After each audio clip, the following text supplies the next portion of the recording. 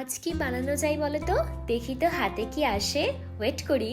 এই তো আঙুর চলে এসেছে, তাহলে আজকে বানাবো আঙুর ফলের চাটনি। আমরা সবাই কিন্তু কম বেশি প্রায় চাটনি খেতে ভালোবাসি, আর এই চাটনিটা যদি একটু নতুনত্বভাবে তৈরি করা যায় তাহলে কিন্তু মন্দ হয় না। আর আজকে আমি বানাচ্ছি এই আঙুর ফলের চাটনি। সো আঙুর ফলের চাটনি বানানোর জন্য প্রথমেই কিন্তু আমি আঙুরগুলোকে এইভাবে দেখো ছুরি দিয়ে কেটে নিচ্ছি, মানে 2 পিস করে কেটে নিচ্ছি। আর আমার আঙুর কাটা একদম হয়ে গেছে। এইবার আমি একটি কড়াইতে জল গরম হতে দিয়ে এর মধ্যে দিয়ে দেবো 1 কাপ মতন চিনি। তারপর ভালো করে জলের সাথে চিনিটাকে মিশিয়ে নেব। কিছুক্ষণ পর যখন এই জলটা একটু ঘন হয়ে আসবে, ঠিক সেই সময় কিন্তু আমরা এই আঙুরগুলো এর মধ্যে দিয়ে দেবো। তারপরে ভালো করে নাড়াচাড়া করে ওই আঙুরগুলোর মধ্যে চিনি আর জলটাকে ভালো মতো মিশে যেতে দেবো। এরপরে কিছুক্ষণ ভালো করে এইভাবে নাড়াচাড়া করতে করতে যখন দেখবে যে এই আঙুরগুলোর মধ্যে চিনি আর জলটা ভালো মতন অবজার্ভ হয়ে গেছে, ঠিক সেই সময় কিন্তু আমি ভাবলাম যে আরেকটু বেশি চিনি দেওয়া প্রয়োজন, তাই আমি একটু চিনি অ্যাড করেছিলাম। তোমরা চাইলে একটু অল্প চিনিও ব্যবহার করতে পারো, কিন্তু চাটনি মানেই তো একটু মিষ্টি হবে, তাই না? তাই জন্য একটু পর থেকে আমি চিনি অ্যাড করেছিলাম।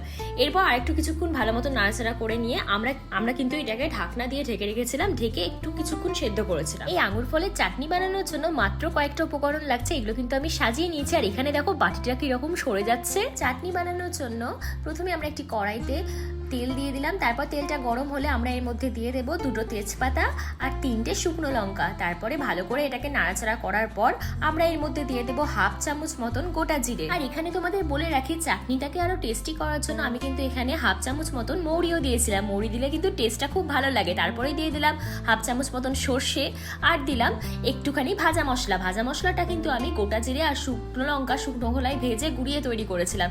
এরপর আমরা কিছুক্ষণ নাড়াচাড়া করে নিয়ে এর মধ্যে দিয়ে দিলাম সেই আঙুরগুলো। তারপরে ভালো করে এটাকে কিছুক্ষণ নাড়াচাড়া করলাম। এই সময় গ্যাসের ফ্লেমটাকে মিডিয়ামে রেখেই কিন্তু আমরা চাটনিটাকে ভালো মতন কুক করে নেব আর ক্রমাগত নাড়তে থাকবো। এইভাবে কিছুক্ষণ নাড়াচাড়া করার পর আমি এই চাটনিটাতে কালার আনার জন্য কিন্তু সানরাইজের কাশ্মীরি লঙ্কার গুঁড়োটা ইউজ করেছি। তোমরা চাইলে এটা স্কিপও করে যেতে পারো, কিন্তু আমার মনে হয়েছে যে কাশ্মীরি লঙ্কার গুঁড়ো দিলে এই চাটনিটা টক ঝাল মিষ্টি হবে। তারপর দিয়েছিলাম এভারেস্টের চাট মশলা। এটাও কিন্তু অপশনাল নয়, তোমরা চাইলে দিতেও পারো বা নাও দিতে পারো, কিন্তু এটা দিলে টেস্টটা কিন্তু আরো ভালো হবে। এরপর আমি এর মধ্যে দিয়ে দিলাম 1/2 চামচ মতন লেবুর রস। লেবুর রস দেওয়ার পর আমি ভালো মতন এটাকে কিছুক্ষণ নাড়াচাড়া করলাম। এইভাবে 5 থেকে 6 মিনিট আমরা কিন্তু এটাকে ভালো মতন কুক করব, যতক্ষণ না পর্যন্ত চাটনির জলটা একটু শুকিয়ে যায়। ফেসবুক মৌসাহা থেকে যারা এই ভিডিওটি দেখছো তাদের কাছে অনুরোধ রইল, তোমাদের বাড়িটা কোথায় সেটা কিন্তু অবশ্যই আমার কমেন্ট সেকশনে জানিয়ে যাবে। আর ইউটিউব থেকে যারা দেখছো তারাও অবশ্যই বলবে যে কোন জায়গা থেকে তোমরা আমার এই ভিডিওটি দেখছো।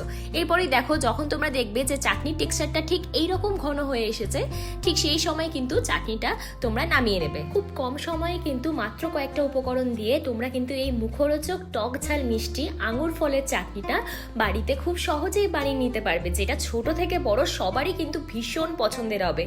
আর সবাই কিন্তু একটু পরিমাণ ভাত বেশিই খাবে। সো দেখো বন্ধুরা, কি সুন্দর দেখতে লাগছে এই আঙুর ফলের চাটনিটা। এবার টেস্ট করার পালা, দাদাভাইকে দিয়ে টেস্ট করাবো আর ও কিন্তু রিভিউ দেবে। আর তোমরাও বলো যে এই ভিডিওটি তোমাদের কেমন লাগলো আর রেসিপিটি তোমাদের কেমন লাগলো, সেটাও কিন্তু কমেন্ট সেকশনে জানাবে। দাদাভাই দেখ তোর জন্য কি বানিয়েছি, আঙুর ফলের চাটনি। কিসের চাটনি? আঙুর ফলের চাটনি। আঙুরের আবার চাটনি হয়? ইয়েস, টক ঝাল মিষ্টি। আর আমি তোকে সার্ভ করে দিচ্ছি। খাই।